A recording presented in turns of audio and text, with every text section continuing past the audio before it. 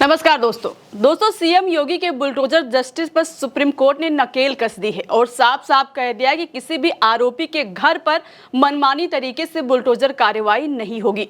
यह आदेश केवल एक राज्य के लिए नहीं बल्कि पूरे देश के लिए है। इस फैसले को जस्टिस BR गवई और जस्टिस KB विश्वनाथन की बेंच ने सुनाया है, जिसमें अफसरों और सरकार को फटकार लगाई है।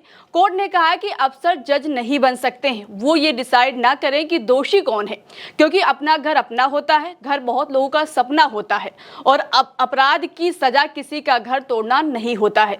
दोस्तों, इस पर जस्टिस गवई ने फैसला पढ़ते हुए कवि प्रदीप की लाइनें भी पढ़ी हैं। अपना घर हो, अपना आंगन हो, इस ख्वाब में हर कोई जीता है। इंसान के दिल की ये चाहत है कि एक घर का सपना कभी न छूटे। दोस्तों, इस लाइन के साथ ही कोर्ट ने कहा है कि अपना खुद का एक घर हो, ये हर किसी का सपना होता है और ऐसे आप किसी के सपने को नहीं तोड़ सकते हैं।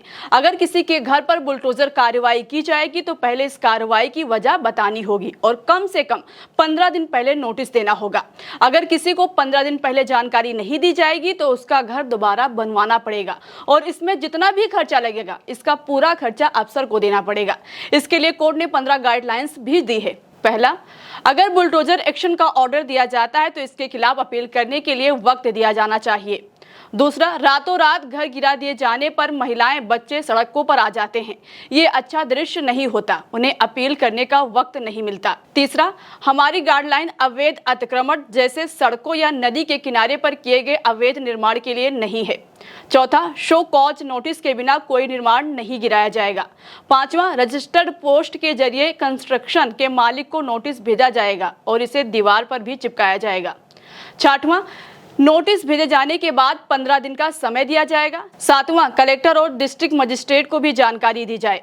आठवां, DM और कलेक्टर ऐसी कार्रवाई पर नजर रखने के लिए नोडल अफसर की नियुक्ति करें। नौवां, नोटिस में बताया जाए कि निर्माण क्यों गिराया जा रहा है, इसकी सुनवाई कब होगी, किसके सामने होगी। एक डिजिटल पोर्टल हो जहां नोटिस और ऑर्डर की पूरी जानकारी हो। 10वां, अधिकारी पर्सनल हियरिंग करें और इसकी रिकॉर्डिंग की जाए। फाइनल ऑर्डर पास किए जाए और इसमें बताया जाए कि निर्माण गिराने की कार्रवाई जरूरी है या नहीं।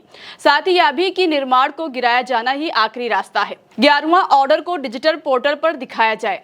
12वां, अवैध निर्माण गिराने को ऑर्डर दिए जाने के बाद व्यक्ति को 15 दिन का मौका दिया जाए ताकि वह खुद अवैध निर्माण गिरा सके या हटा सके। अगर इस ऑर्डर पर स्टे नहीं लगाया गया है तभी बुलडोजर एक्शन लिया जाएगा। 13वां, निर्माण गिराए जाने की कार्रवाई की वीडियोग्राफी की जाए, इसे सुरक्षित रखा जाए और कार्रवाई की रिपोर्ट म्यूनिसिपल कमिश्नर को भेजी जाए। 14वां, गाइडलाइन का पालन करना कोर्ट की अवमानना मानी जाएगी, इसका जिम्मेदार अधिकारी को माना जाएगा और उसे गिराए गए निर्माण को दोबारा अपने खर्च पर बनाना होगा और मुआवजा भी देना होगा।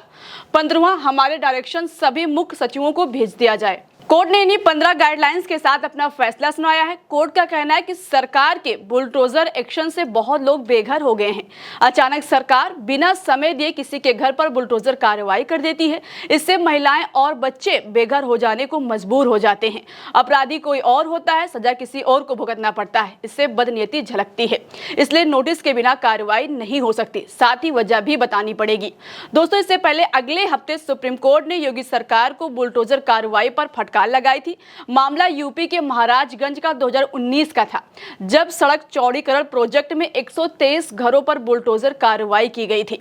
इस मामले पर कोर्ट ने कहा था कि जिनके घरों को गिराया गया है उनको 25 लाख रुपए मुआवजा सरकार को देना होगा। ऐसे में एक बार फिर कोर्ट के इस फैसले से योगी सरकार को झटका लगा है, क्योंकि आरोपियों के घर पर बुलडोजर कार्रवाई यूपी से ही शुरू हुई थी। फिलहाल दोस्तों, सुप्रीम कोर्ट के इस फैसले पर आप क्या कहना चाहते हैं? आपकी जो भी राय हो अपनी राय कमेंट बॉक्स में हमें जरूर बताइएगा। तब तक के लिए चलते हैं, आप अपना ख्याल रखिएगा। नमस्कार।